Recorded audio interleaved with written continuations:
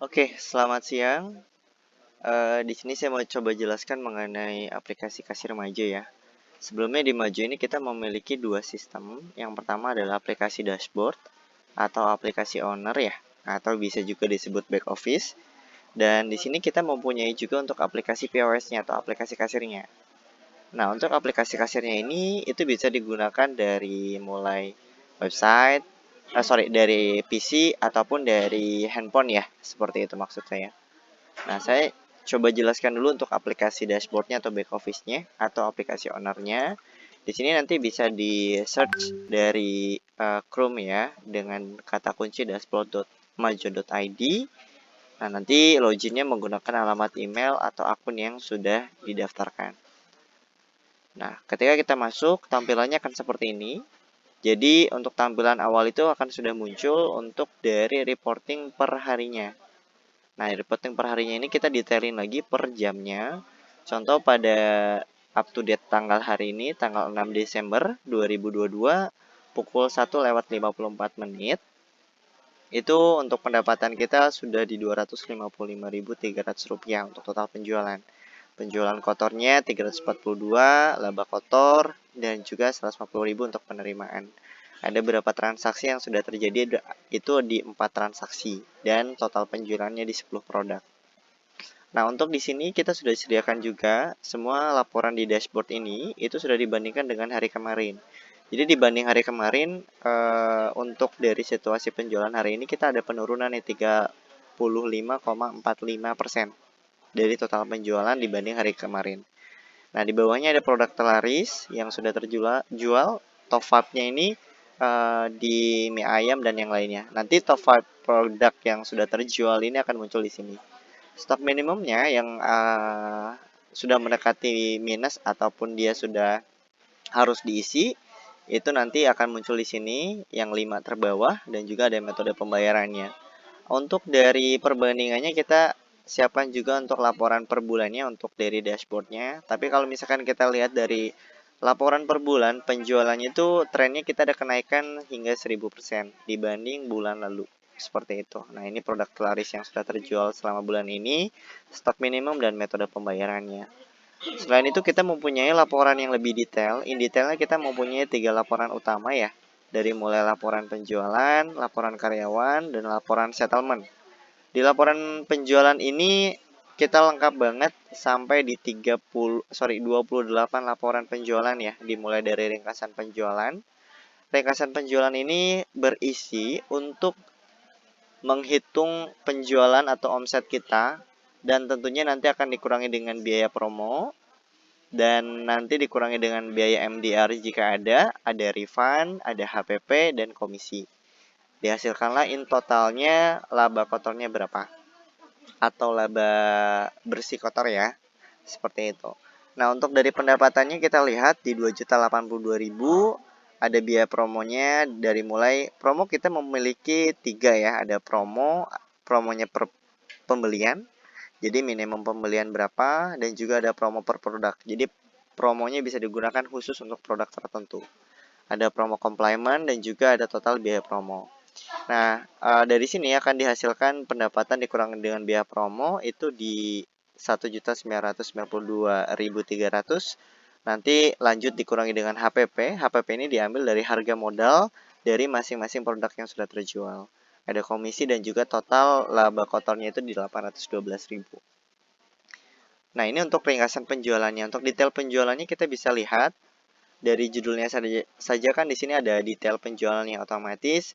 Kita bisa melihat dari jenis harga, ada status pembayaran, ada pembayaran yang belum lunas dan sudah lunas, kita bisa sort. Nah, untuk per up to date 6 Desember ini, di pembayaran belum lunas, kita memiliki total 14 transaksi dengan nominal 979.500 dan kita bisa lihat nomor notanya, gitu ya. Dan juga kita bisa lihat range waktunya, laporannya kita bisa tarik sesuai dengan kebutuhan. Gitu, misalkan dari tanggal 1 ke tanggal 30, seperti itu. Dari tanggal 1 ke tanggal 30 kita proses. Nah, ini nanti untuk dari laporannya pun menunjukkan dari tanggal 1 Oktober ke November, sesuai dengan kita atur waktunya ya, waktu penarikan laporannya. Di bawahnya ada penjualan per outlet. Nah, penjualan outlet ini ketika memang nanti outletnya memiliki beberapa cabang, itu bisa nanti disentralisasi dengan Majo. Keuntungannya nanti untuk memudahkan pelaporannya untuk dari mulai stok dan yang lainnya. Nah, untuk dari penjualan harian ini kita bisa lihat untuk traffic ataupun pergerakan dari hari per harinya. Seperti itu, dari mulai penjualannya, transaksinya, laba kotor dan produknya. Sehingga nanti di sini kita bisa lihat nih grafik paling tinggi itu penjualan di mana, seperti itu. Selain itu ada penjualan kategori. Nah, kalau misalkan memang di cafe atau di resort biasanya kan dibedakan dari berbagai kategori ya. Seperti itu. Ada memang kategori makanan, minuman dan yang lainnya, sehingga nanti kita bisa lihat ya untuk kategori mana yang memang sangat tinggi penjualannya. Dan di sini sudah sudah dijelaskan juga jumlah produknya berapa. Tapi di sini detailnya kita nggak bisa lihat. Nah, kita bisa lihatnya di mana, di penjualan produk di sini. Nanti kita bisa lihat. Gitu. Ini adalah produk-produk yang sudah terjual selama periode yang kita tarik. Nah, untuk semua laporannya itu nanti bisa di-download ke Excel. Tampilan laporannya akan seperti ini. Ini berlaku untuk semua laporan ya yang ada di Majo. Nah, jadi produk-produk yang sudah terjual apa aja, sehingga nanti kita bisa evaluasi atau kita bisa buatkan untuk sistem perhitungan produk yang terlaris yang mana, dan kita akan mengetahui produk yang memang kurang diminati oleh customer. Sehingga dari situ kita bisa buatkan program promo ataupun pemberian komisi ya kepada karyawan kita untuk membantu penjualan tersebut. Sehingga nanti akan dihasilkan penjualan produk yang akan naik. Di bawahnya ada penjualan varian. Varian ini nanti digunakan misalkan ada penjualan es kopi. Contoh di sini ada cappuccino. Cappuccino misalkan nanti pilihannya itu akan ada pilihan less sugar atau misalkan varian yang lainnya. Nanti bisa dibuatkan di penjualan varian. Pendaftarannya di produk varian seperti itu.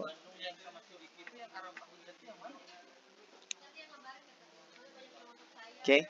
Nah, selanjutnya di sini kita punya juga untuk laporan penjualan deposit. Penjualan deposit ini salah satu program loyalty pelanggan yang kita miliki, yang mana nanti pelanggan bisa membeli dulu deposit di kita, sehingga nanti pelanggan bisa melakukan pembayaran atau transaksi dengan sisa deposit yang dimiliki.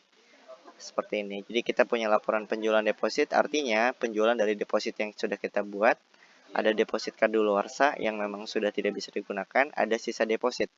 Sisa deposit ini berarti sisa dari deposit yang memang milik customer kita atau pelanggan kita yang belum ditransaksikan, atau sisa dari deposit mereka. Penjualan subvarian, ada penjualan per kasir. Nah, ini membantu manajemen kasir juga ya. Jadi setiap kasir itu ataupun petugas kasir akan diberikan satu akses masing-masing ya, sehingga nanti kasirnya itu bisa mengoperasikan penjualannya sesuai nama. Jadi contohnya tampilannya seperti ini. Ini adalah tampilan aplikasi kasirnya juga. Nah, ini begitu kita klik karyawan di sini akan muncul beberapa nama karyawan yang sudah kita setting sebagai kasir. Sisanya kalau misalkan memang staff dan yang lainnya itu tidak akan muncul di sini, tapi nanti akan muncul di absensi seperti itu. Untuk penjualan per terminal, kita bisa lihat tracking dari device ataupun email yang digunakan. Laporan jenis bayar untuk membantu memudahkan ketika memang kita mendapatkan report penjualan itu ada 1.012.800 ya untuk periode 1 sampai 31 Desember ini. Nah, pembayarannya ini ternyata dominannya di cash gitu kan. Di bank transfernya hanya 14.000. Selanjutnya kita punya laporan kas kasir. Ini untuk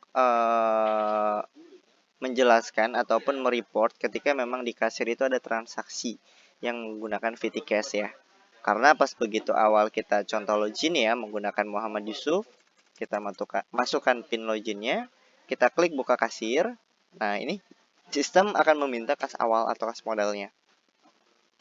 Contoh kas awalnya 500.000. Nah, dari sini di saat kita transaksi ataupun operasional, kemungkinan kan pasti ada ya untuk pengeluaran ketika memang nanti di saat operasional untuk beli galon, beli gas dan yang lainnya, itu semuanya bisa diinput di Majo. Caranya di titik 3 di sini kita masuk ke laporan, masuk di kas kasir. Nah, dari sini kita tinggal tambah transaksi, dimasukkan aja nama transaksinya, misalkan beli galon. Nominalnya diinput sesuai dengan nominal yang memang dikeluarkan. Misalkan 30.000. Ini ada dua jenis transaksi, uang masuk, uang keluar. Kalau uang masuk ini berarti ada tambahan fee cash gitu ya, atau uang keluar ini ketika memang kita melakukan transaksi pengeluaran uang. Seperti halnya contohnya beli galon ini, kita klik simpan. Oke. Nah, dari sini otomatis pergerakannya 500.000 dikurangi 30.000, total kas ini akan berkurang menjadi 470.000. Seperti itu ya. Selanjutnya kita punya jenis order, ada dine-in gitu kan, ojek online dan yang lainnya, ada laporan jasa, lebih ke treatment ya, untuk nanti mau informasikan bahwa memang pesannya sudah diproses atau belum. Ada laporan reservasi, jadi nanti ketika memang customer yang memang mau melakukan reservasi juga bisa muncul di sini ya. Di tanggal berapa ada reservasinya, ada laporan void untuk pembatalan orderan. Jadi kalau misalkan di Majo itu kita mempunyai dua pembatalan ya. Yang pertama ada void. Kalau void itu berarti ketika memang orderannya itu dia kita simpan order. Nah, kita masuk ke daftar order untuk melihatnya. Ini nggak bisa kita hapus. Contoh misalkan kita order ya, kita hapus orderannya, ini tidak bisa. Jadi harus ada otorisasinya. Nah, otorisasinya ini diberikan langsung dari manajer ataupun owner dengan dua metode. Ada menggunakan PIN ataupun kode. Nah, kode ini bisa digunakan ketika nanti owner ataupun manajer sedang tidak ada di tempat. Nanti akan dikirimkan ke alamat email owner ataupun manajer. Sehingga nanti manajer tinggal memberikan infonya aja seperti itu. Kode otorisasinya berapa, kita masukkan, kita proses. Tapi kalau misalkan memang owner lagi di tempat, kita tinggal masukkan aja PIN-nya, kita void, kita konfirmasi void, baru ini orderannya sudah terbuang atau sudah di cancel. Nah, kalau misalkan kita lihat di laporan void-nya, itu akan langsung muncul. Kita coba refresh dulu. Nah, ini dia. Untuk laporan void-nya tanggal 6 Desember 14.05. Kasirnya atas nama Muhammad Yusuf, otorisasinya langsung dari Muhammad Yusuf juga. Untuk produknya keripik singkong pedas. Terus subtotal void-nya 45.000. Untuk refund ini ketika memang pembatalan transaksi yang sudah dibayarkan. Contohnya kita ada orderan dari ayam, terus ada karamel mochaccino gitu kan. Terus di sini ada varian, ada float es ataupun hanya es aja. Ini bisa dipilih banyak. Kita klik simpan. Dari sini kita konfirmasi pembayaran, kita klik uang pas. Nah, nanti kalau misalkan memang ada yang refund, otomatis nanti kita tinggal masuk ke penjualan. Penjualan di sini nanti kita tinggal pilih periodenya. Contoh saya pilih yang paling bawah 50.000 yang burger original. Kita klik refund. Otorisasinya pun langsung dari owner to manager menggunakan pin loginnya. Kita pilih alasannya, kalau misalkan memang mau ditambah catatan juga bisa. Kita konfirmasi.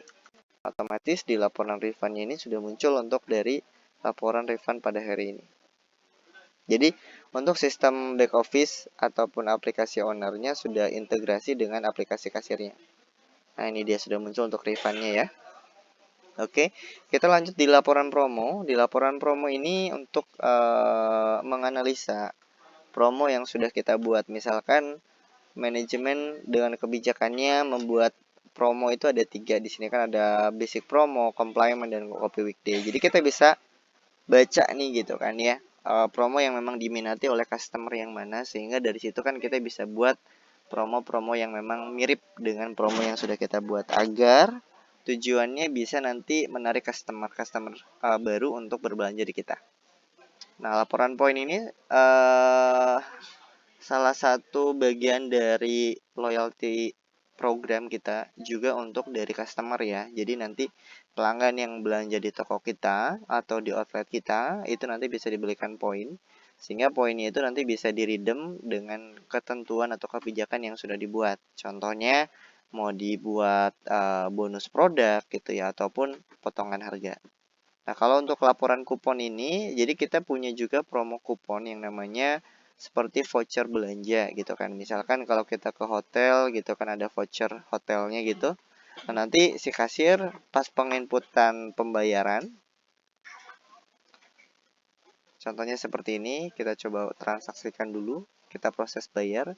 Di paling bawah ini ada yang namanya kupon. Nanti tinggal dimasukkan kode jenisnya kupon reguler atau Telkomsel Point. Nah, kita juga sudah bekerja sama dengan Telkomsel Point. Jadi nanti Telkomsel Point yang memang ada dari customer itu bisa ditukarkan dengan ketentuan yang sudah kita miliki. Kode kuponnya nanti tinggal dimasukkan atau kode Unicode-nya yang sudah kita buat gitu ya. Sehingga nanti bisa diselesaikan untuk transaksinya. Laporan complement itu di luar dari program promo yang kita buat. Jadi complement ini misalkan ada kolega atau keluarga owner yang datang, itu nanti owner bisa memberikan diskon hingga 100% atau nanti bisa diberikan complementnya per nominal. Biasanya kalau misalkan dari F&B itu biasanya complement ini digunakan untuk test food. Sehingga dari secara penjualan dia akan berkurang dari bahan bakunya akan berkurang gitu, dan juga pencatatannya pun akan tercatat, tapi tagihannya akan 0 atau 0. Contohnya di sini saya mau test food untuk caramel mochaccino-nya. Saya klik complement, saya input nominalnya sesuai dengan tagihannya, saya pilih otorisasinya, saya masukkan. Nah, dari sini catatannya saya buat misalkan test food. Kita klik simpan. Kita proses bayar, otomatis tagihannya jadi 0. Selesai gitu. Jadi untuk di laporan complementnya pun nanti akan muncul. Sebentar. Nah, ini dia. Complementnya tanggal 6 Desember 1408. Gitu ya. Dari sini ada laporan pajak jika memang diaktifkan, perhitungannya, service charge dan pajak nanti akan di sini. Ada laporan tutup kasir. Yang ini nanti akan tentunya dilaporkan ketika memang nantinya sudah kasir sudah melakukan penutupan kasir. Contohnya di sini ada tanggal 6 Desember ada atas nama Sandi. Kas modal awalnya dia 50.000, total tunainya ada 50.000, tapi di sini ada ada transaksi tambahan 50.000. Transaksinya untuk apa? Untuk pembelian burger original dengan topping extra VIP. Sehingga total saldo akhirnya ada 100.000. Jadi semuanya sudah tercatat di Majo gitu. Oke. Nah, dari sini kita masuk ke laporan pelanggan. Ini untuk melihat tracking pelanggan ya, kapan dia terakhir ke tempat kita, kapan dia berbelanja ke tempat kita, seperti itu. Nah, laporan karyawan di sini ada yang namanya absensi karyawan. Absensi karyawan seperti ini. Jadi laporannya itu dari sudah tercapture dengan foto dan juga selfie. Caranya nanti karyawan yang kita daftarkan di pengaturan di karyawan, daftar karyawan, itu nanti semua karyawan kita bisa masukkan di sini, sehingga nanti pas saat kita mau melakukan absensi, nah ini dia akan terbuka untuk kamera depannya. Kita pilih karyawan, pilih Muhammad Yusuf misalkan, kita klik PIN-nya sesuai dengan yang sudah dibuat. Kalau misalkan PIN defaultnya 1 sampai 6. Nah, contoh di sini saya kemarin absen 18-12, saya coba absen pulang. Dia akan mengambil foto saya dan juga jam waktu saya logout ataupun pulang, seperti itu ya. Nah, otomatis nanti pun di laporan di laporan karyawan absensi dia akan langsung muncul di sini. Gitu. Oke, nah selanjutnya ada laporan komisi. Laporan komisi ini jika memang mau dibuat program komisi untuk karyawan, itu nanti juga bisa langsung perhitungannya di sini. Laporan settlement ada laporan wallet dan web store. Nah, kalau misalkan untuk laporan settlement, itu nanti akan muncul di laporan sini, di aplikasi kasir. Kita klik simpan, kita proses bayar. Ini nanti ada pilihan QRIS. Nah, QRIS-nya ini kita mempunyai program yang namanya MajoPay, yang mana QRIS-nya ini nanti akan muncul di aplikasi kasirnya, bukan nanti yang di print out di akrilik ya. Keuntungannya yang pertama, nanti customer tidak perlu lagi menginput total tagihannya karena tagihannya sudah ke-lock. Dan yang kedua, untuk uangnya pun nanti sudah otomatis nanti H+1 akan kreditkan ke rekening owner ataupun rekening yang sudah didaftarkan, sehingga nanti dari sini kita bisa lihat kalau misalkan memang ada transaksi pembayaran wallet seperti ini gitu ya. Analisa laporan ini output dari laporan-laporan yang di atas, ada waktu teramai penjualan, waktu teramai produk gitu ya, dan kepuasan pelanggan. Kepuasan pelanggan ini didaftarkan dari mana? Dari struk digital yang memang kita kirimkan ke WhatsApp, email, dan SMS. Jadi proses pembayaran ini bisa dikirim ke dicetak melalui printer atau misalkan dikirim ke WhatsApp. Nanti kita tinggal input nomor handphonenya, seperti itu ya. Oke. Nah, untuk produk di sini penguploadan produknya kita bisa bantu juga ya. Kalau misalkan memang produknya dalam jumlah banyak, kita sudah menyediakan juga untuk ekspor template sehingga nanti dari template ini bisa dimasukkan produk-produk yang mau diuploadnya, seperti itu ya. Gitu. Nah, selanjutnya kita punya inventory. Inventory ini untuk melihat stok daftar yang kita punya gitu ya. Ada stok masuk untuk memasukkan stoknya. Ada juga stok objek untuk melihat selisih gitu ya. Ada selisih atau tidak antara stok sistem dan aktual. Ada stok terbuang untuk digunakan ketika memang nanti ada barang yang memang rusak gitu ya. Itu nanti bisa dimasukkan di stok terbuang.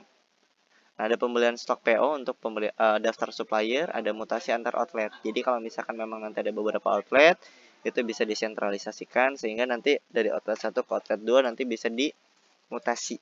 Nanti secara stok dan juga aset di akuntansinya akan ikut berpindah ke outlet tujuan, seperti itu.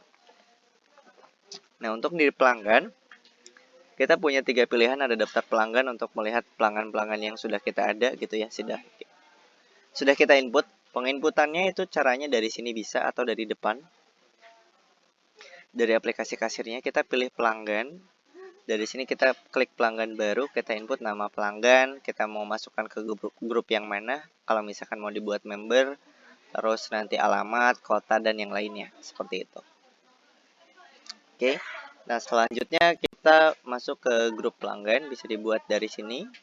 Ada juga grup harga spesial, jadi kalau grup harga spesial ini, kita punya yang namanya fitur member ya. Jadi kalau misalkan harga karyawan di sini kita coba lihat ada karyawan.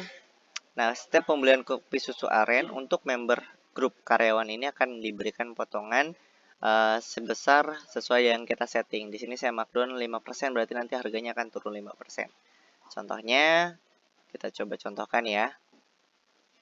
Kita coba lihat grup pelanggannya untuk dari karyawannya atas nama siapa. Oke, ada atas nama Doski, misalkan kita pilih, kita cari, kita masuk pilih pelanggan, kita cari pelanggannya Doski misalkan. Nah, ini dia. Kita pilih pelanggan, kopi gula aren.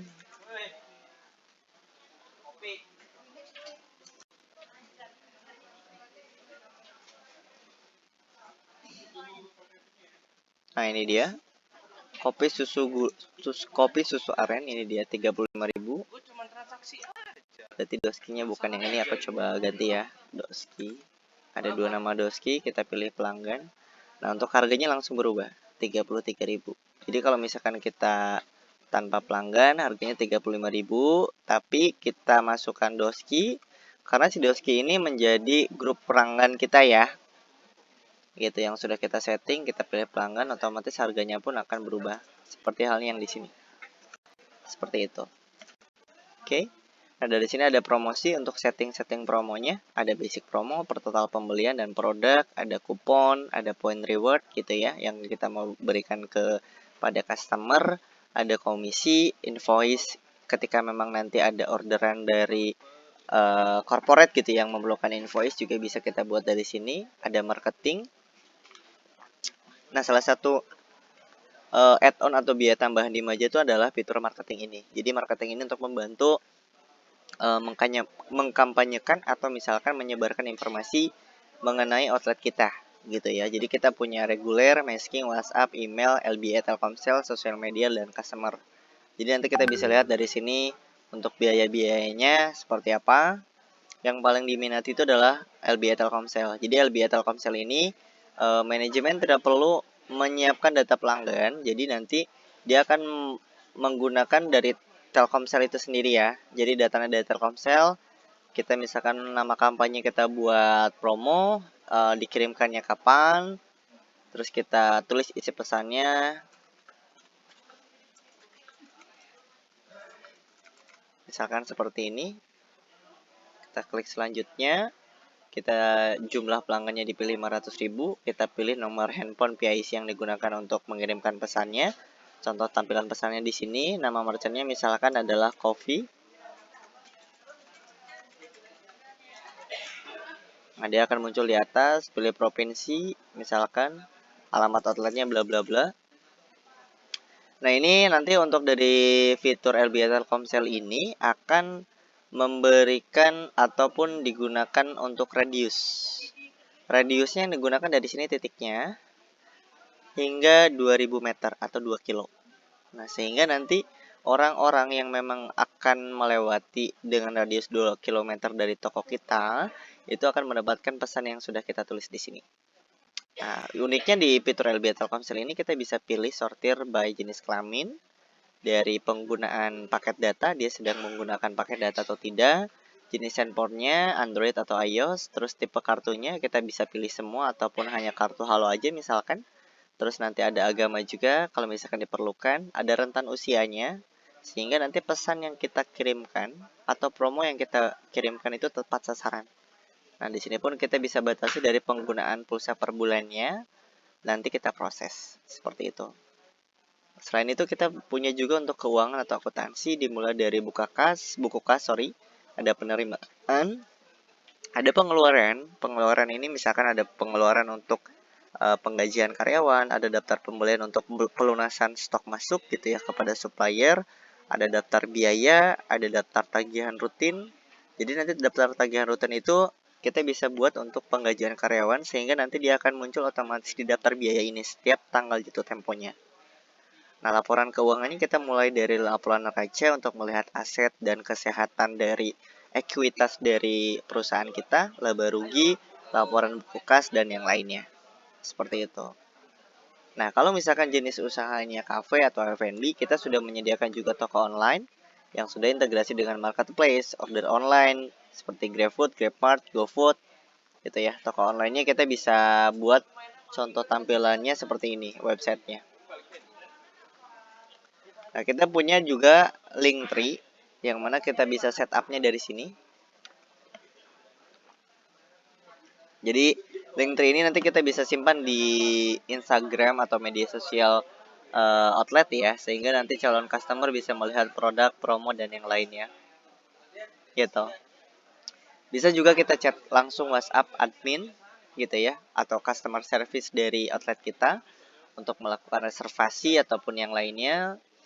Dan kita juga sudah menyiapkan untuk pengaturan penjualan yang mana di sini kita ada beberapa pilihan. Ada pesan di tempat yang mana ini bisa digunakan juga untuk nanti customer ataupun tipe pemesanannya yang memang nanti bisa digunakan ketika contoh misalkan aku datang ke salah satu tempat dan memang per lantainya itu atau per ruangan atau per kamar atau per mejanya nanti bisa dibuatkan QR. Jadi QR-nya di sini nanti bisa langsung di-scan. Itu nanti kalau misalkan orderan, kita klik order, dia akan langsung masuk ke aplikasi kasirnya seperti itu.